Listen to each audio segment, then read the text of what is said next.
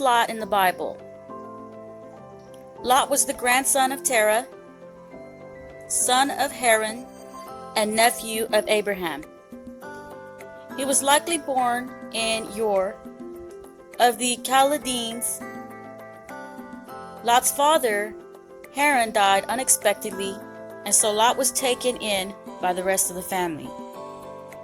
At some point, possibly soon after Haran's death, Lot's grandfather Terah decided to relocate his entire family to Canaan. They ended up settling in Haran instead. After Terah's death, the Lord spoke to Abram and told him to resume the journey to Canaan, promising to make him into a great nation. Genesis chapter 12 verse 1 to 3. Abram set out on this journey, and Lot went with him. When they came to Bethel, Abram's and Lot's sheep herders quarreled because there was not enough land to support the amount of livestock each man owned. So Abram presented an offer to Lot. They would part company, and Lot would have first pick of the land he would occupy. Genesis chapter 13, verse 8 to 9. Lot chose the land near the Jordan River, as it was rich and lush. Abram took other land, and Lot left his uncle and settled his family near the sinful city of Sodom. Verse 12. The consequences of Lot's selfish choice soon caught up with him. 5 kings in the area, the king of Sodom and Gomorrah, Admah, Zeboim, and Bela, were subjects of King Kedorlaomer, and they rose up against him. Genesis chapter 14 verse 4. But Kedorlaomer gathered his allies and defeated the rebelling kings. The victors seized all the goods in the cities of Sodom and Gomorrah, and they took Lot and his family as part of the plunder. Verse 12.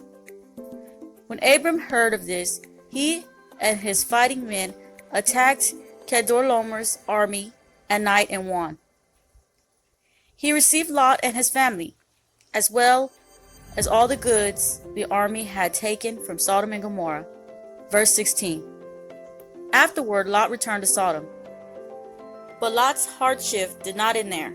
Sodom was very wicked, and although Lot was counted as a righteous man, 2 Peter chapter 2, verse 7 to 8, he allowed his family to become enticed in the city and its culture. God resolved to utterly destroy Sodom and Gomorrah and the other cities of the plain for their great sin. But in his grace he sent 2 angels to Sodom to rescue Lot and his family from the fate of the city. As Lot sat in the gateway of the city, he saw 2 angels, and mistaking them for regular men, invited them to stay at his house. Genesis chapter 19 verse 1 to 2. The angels told Lot they would spend the night in the town square, but Lot insisted strongly, knowing how dangerous the people of the city were. The angels accepted the invitation, and Lot prepared a meal for them and provided a place for them to sleep. Before the angels settled in for the night, a crowd of men from all over the city gathered outside of Lot's house. They demanded access to Lot's guests in order to have homosexual relations with them. Genesis chapter 19, verse 4 to 5. We can see the effect the city had upon Lot here. For in an effort to protect the men under his roof, Lot offered his 2 daughters instead. Verse 8. But the crowd wanted the men, and they tried to break into Lot's house.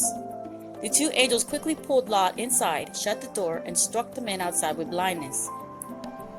They ordered Lot to gather up his family and leave immediately. They were going to utterly destroy the city and everyone in it. Verse 12 to 13. Lot spoke to his son-in-laws, but they refused to leave, considering Lot's warning about impending judgment to be a joke. Genesis chapter 19:14. When the time of destruction drew near, Lot was still hesitating, and the angels had to physically drag Lot, his wife, and his 2 daughters out of the city. Verse 16. They urged Lot to go to the mountains, but Lot requested leave to run to the nearby town of Zoar instead. Verse 17 to verse 20. The Lord granted this request and vowed to spare that city for Lot's sake. As they fled, Lot's wife looked back at Sodom because she loved Sodom and desired it. The Lord turned her into a pillar of salt. Verse 26. See also Luke chapter 17, verse 30 to 33. After the destruction of Sodom and Gomorrah, Lot was afraid to stay in Zoar, so he settled in the mountains with his daughters. He was dissolute. He had lost everything when Sodom was destroyed, and so the family lived in a cave. Genesis chapter 19:30. It was here that Lot's daughters devised a disturbing plan to continue the family line. They would get Lot so drunk that he didn't know what was happening and then sleep with him. Verses 31 to 32. Both women became pregnant and had sons named Moab and Ben Ami. These 2 boys would become the fathers of the Moabites and the Ammonites. Verses 37 to 38. Many years later, when the Israelites were on their way to the promised land, the Lord ordered his people to preserve the Moabites and the Ammonites on Lot's behalf. Deuteronomy chapter 2, verse 9 to 19. Much of Lot's life is a picture of the consequences of greed and the negative influence of a sinful environment. Lot knew God, but he chose to live among people who would lead his family into sin and complicity. But Lot's story is also an illustration of God's great mercy. In spite of Lot's poor choices, God saved him and his daughters from the violent end of Sodom and preserved his line throughout the ages.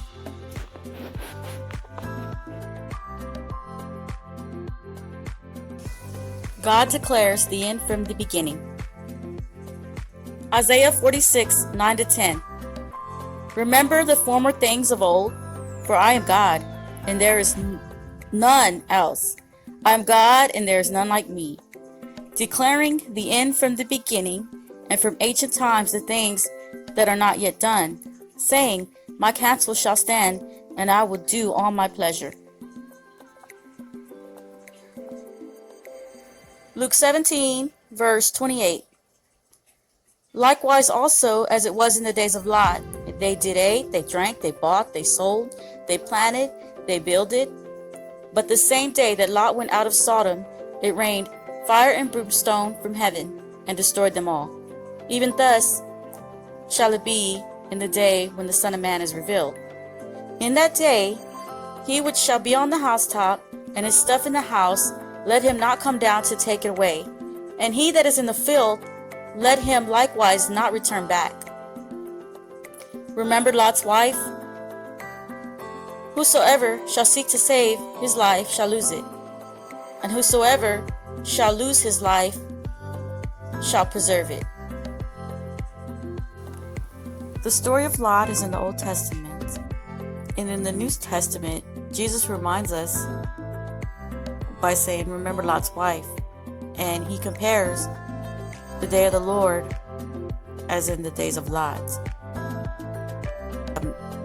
How Lot and his family were elected by God to spare them, and he commanded them to run, to flee out of the city.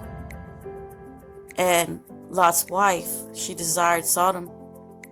She loved Sodom, and she turned around and looked back, and that's when she turned into a pillar of salt.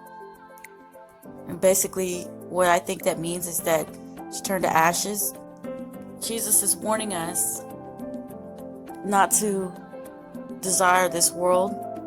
Basically, Jesus is warning the elect, because the story of Lot he compares to on the day of the Lord is about the elect.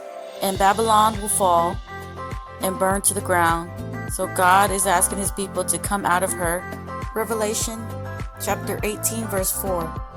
And I heard another voice from heaven saying, "Come out of her, my people, lest you share in her sins, and lest you receive of her plagues."